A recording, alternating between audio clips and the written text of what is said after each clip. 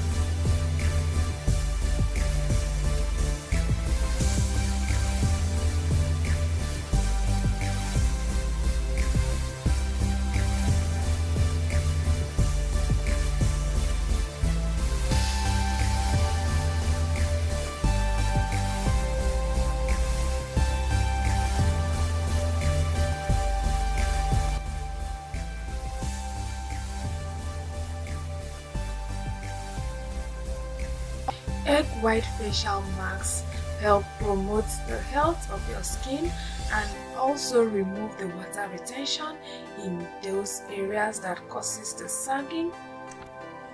This should be applied daily for a faster result. So guys, I'm going to be showing you exactly how my chin looks before applying the face mask.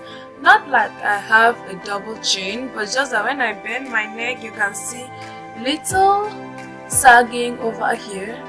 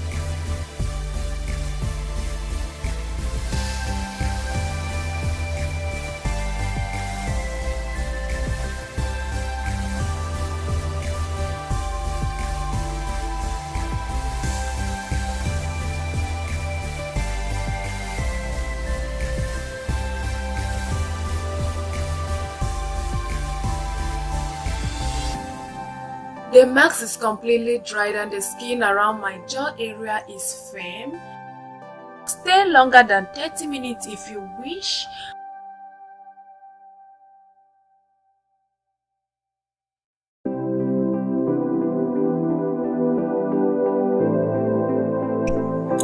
Alright guys, so you can see how my chin is looking right now.